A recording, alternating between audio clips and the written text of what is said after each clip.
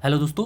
दोस्तों, जैसा कि आप लोग जान रहे हैं कि हमने बिहार जीके के प्रीवियस ईयर एमसीक्यूज को स्टार्ट किया था, जिसमें कि बिहार में जितने भी एग्जाम्स हुए हैं सभी एग्जाम्स में जो पूछे गए प्रश्न हैं जीके के, उन सभी प्रश्नों को मैं करवा रहा हूं, जो कि बार बार रिपीट हर एक एग्जाम में हुए हैं।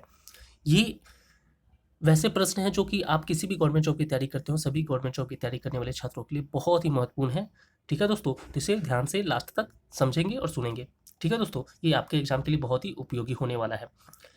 बिहार में बात करें तो बिहार में जैसे कि बीपीएससी हो गया, बिहार दरोगा, ठीक है दोस्तों, बिहार एसएससी, बिहार पुलिस और बिहार शिक्षक भर्ती जो हो रही है, ये सभी एग्जाम्स में जो प्रश्न पूछे गए हैं उन्हीं प्रश्नों को यहाँ पे रखा गया है, जो कि बहुत ही महत्वपूर्ण है और ये प्रश्न रिपीट भी हुए हैं, तो आपके एग्जाम में आने वाले एग्जाम्स में आएंगे ही आएंगे। ठीक है दोस्तों, तो चलिए देखते हैं। दोस्तों, बात करते हैं सबसे पहले प्रश्न की। तो सबसे पहला प्रश्न है, बिहार में प्रथम पंचायती राज व्यवस्था कब लागू हुई थी। प्रश्न पूछा गया कि बिहार में प्रथम पंचायती राज व्यवस्था कब लागू हुई थी।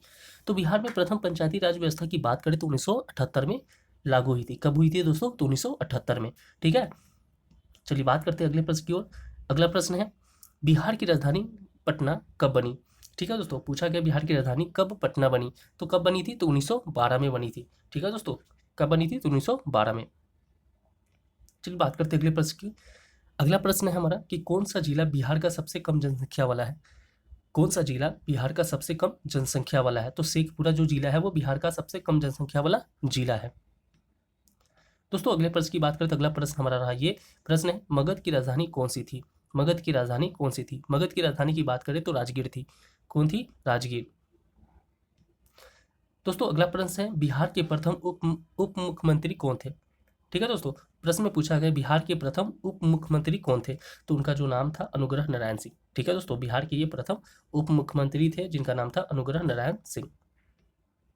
दोस्तों, बात करते अगले प्रश्न की। अगला प्रश्न रहा, ये प्रश्न में पूछा गया, बक्सर का युद्ध किसके नेतृत्व में लड़ा गया था। बक्सर का युद्ध किसके नेतृत्व में लड़ा गया था। तो बक्सर का युद्ध की बात करें तो हेक्टर मुनरो, ठीक है, इसी के नेतृत्व में लड़ा गया था। ठीक है दोस्तों, बक्सर का युद्ध किसके नेतृत्व में लड़ा गया? तो हेक्टर मुनरो के नेतृत्व में लड़ा गया था। दोस्तों, बात करते हैं अगले प्रश्न की। अगला प्रश्न रहा, ये प्रश्न में पूछा गया बिहार में सबसे बड़ा उद्योग कौन सा है। तो बिहार में सबसे बड़े उद्योग की बात करें तो अभी चीनी मिल उद्योग है। ठीक है दोस्तों, तो बिहार में सबसे बड़े उद्योग कौन सा है? चीनी मिल उद्योग है, चीनी उद्योग है। दोस्तों, अगले प्रश्न है, बिहार राज्य का राजकीय फूल क्या है।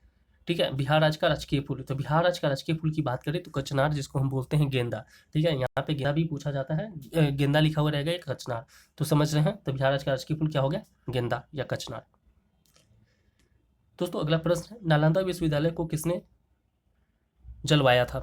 प्रश्न है कि नालंदा विश्वविद्यालय को किसने जलवाया था। तो नालंदा विश्वविद्यालय की बात करें तो नालंदा विश्वविद्यालय को किसने जलवाया था? बख्तियार खिलजी ने जलवाया था। किसने जलवाया था? तो बख्तियार खिलजी ने जलवाया था। ठीक है दोस्तों।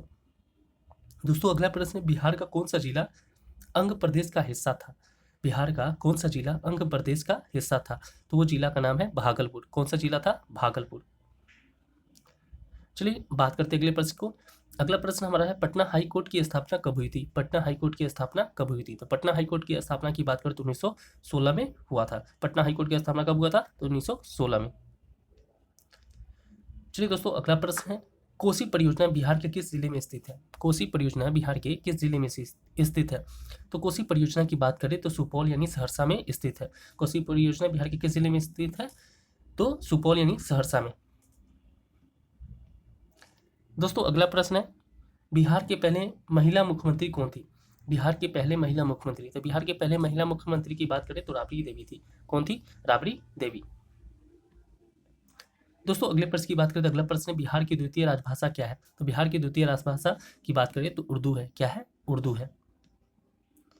ये दोस्तों, अगला प्रश्न है हमारा, ये रहा, प्रश्न में पूछा गया, नालंदा विश्वविद्यालय के खंडहर किस जिले में स्थित है। पूछा गया है कि नालंदा विश्वविद्यालय के खंडहर किस जिले में है। तो नालंदा विश्वविद्यालय के खंडहर की बात करें तो नालंदा जिला में है, जो कि राजगीर के पास है। चलिए दोस्तों, अगला प्रश्न है, कौन सी नदी बिहार की जीवन रेखा कहलाती है।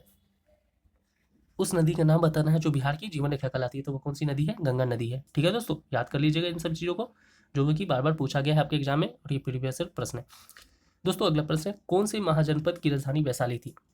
वो कौन सा महाजनपद था जिसकी राजधानी वैशाली थी। तो वो लिच्छवी महाजनपद थी जिसकी राजधानी क्या थी? वैशाली।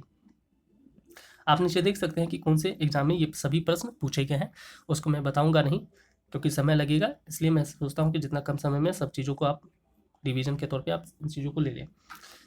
दोस्तों अगला प्रश्न है, बिहार का पहला हवाई अड्डा कहाँ स्थित है? बिहार का पहला हवाई अड्डे की बात करें तो पटना है। बिहार का पहला हवाई अड्डा कहाँ स्थित है? तो पटना में, जिसका नाम है जयप्रकाश नारायण एयरपोर्ट। क्या नाम है? जयप्रकाश नारायण एयरपोर्ट। चलिए बात करते हैं अगले प्रश्न की। अगला प्रश्न है, मुंडेश्वरी देवी मंदिर किस जिले में है? मुंडेश्वरी देवी मंदिर किस जिले में है? तो मुंडेश्वरी देवी मंदिर की बात करें तो कैमूर में है। किस जिले में है दोस्तों? कैमूर में है। दोस्तों इस सेट का लास्ट प्रश्न है जो कि ये रहा, प्रश्न पूछा गया, बिहार में सबसे पुराना मेडिकल कॉलेज कौन सा है? बिहार में सबसे पुराना मेडिकल कॉलेज के बारे में पूछा गया, तो बिहार में सबसे पुराना medical college Patna medical college है। ठीक है दोस्तों, कौन सा है? Patna medical college and hospital, PMC जिसको बोलते हैं, यही है। तो दोस्तों ये सेट कंप्लीट हो गया, मिलते हैं अगले सेट में। ठीक है दोस्तों, तब तक के लिए धन्यवाद।